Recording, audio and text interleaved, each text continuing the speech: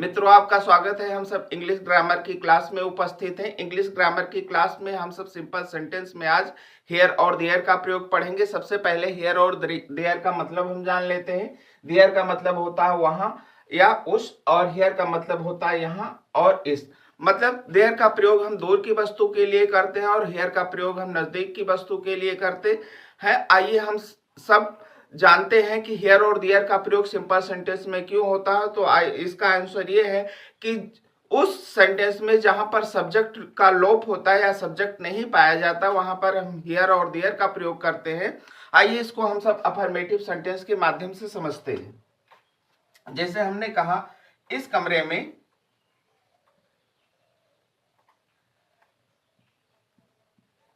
10 कुर्सियां हैं। 10 कुर्सियां हैं।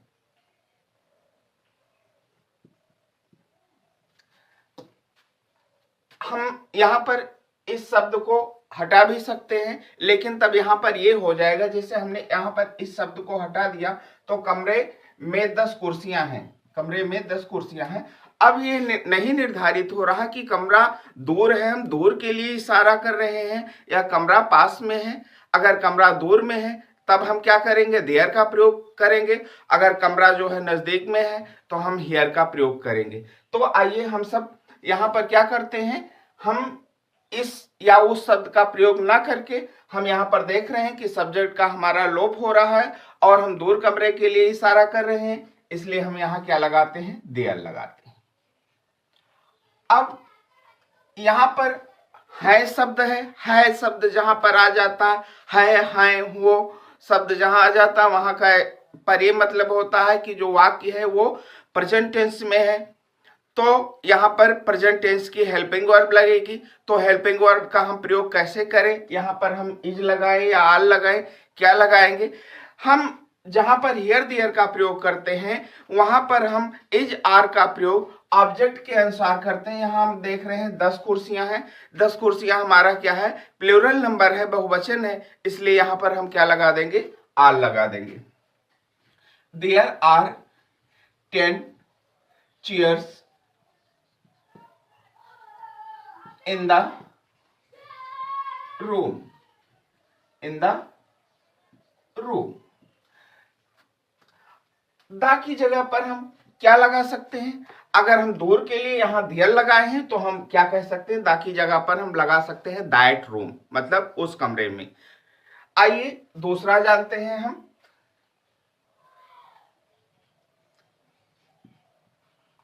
विद्यालय में 40 कमरे थे। हम यहां पर इस शब्द का प्रयोग कर देते हैं जिससे हम ये प्रदर्शित हो कि हम नजदीकी दर्शा रहे हैं। तो क्या हो जाएगा? हियर। लेकिन अब यहां क्या आ गया? थे।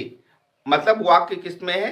पास्ट टेंस में है, तो हम पास्ट टेंस की हेल्पिंग वर्ब का प्रयोग करेंगे।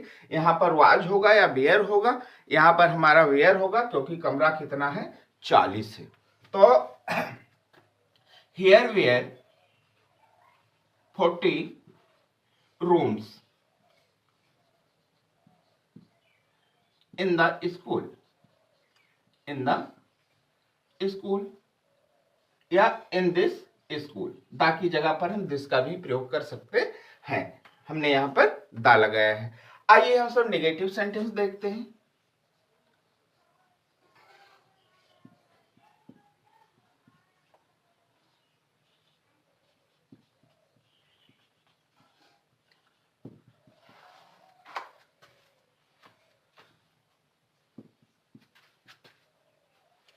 उस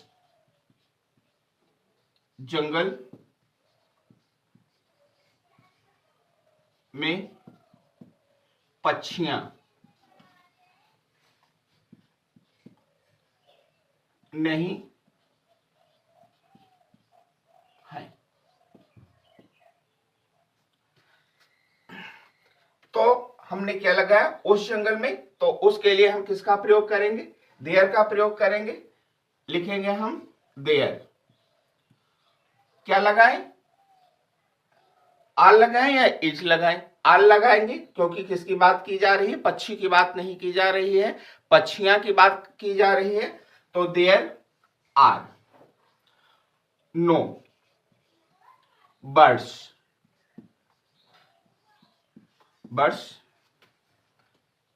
इन the forest, in the forest. इसी तरीके से अगर हम यहां पर लगा दें उस जंगल में पक्षियां नहीं थी, तो हमारा क्या हो जाएगा, there were no birds in the forest. आइए हम सब इंट्रोगेटिव सेंटेंस देखते हैं।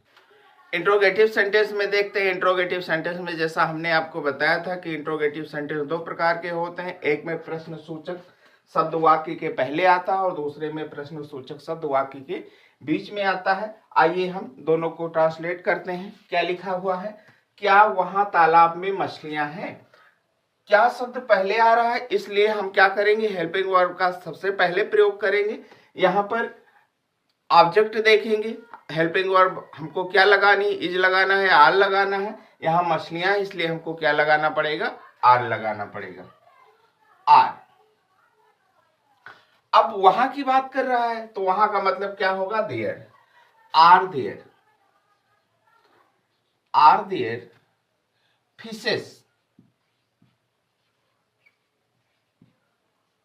इन द पॉन्ड या इन दैट पॉन्ड। दूसरा हम देख रहे हैं, इस गांव में विद्यालय कहाँ है।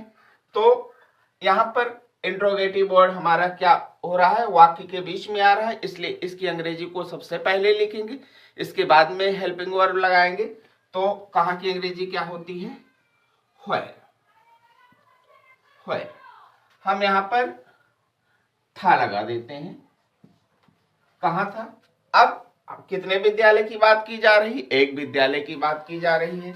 तो where was, where was, where was, फिर क्या होगा हमारा, इस व्हेयर वाज हियर। हियर इसकी अंग्रेजी क्या होगी, हियर होगी। Where was here school,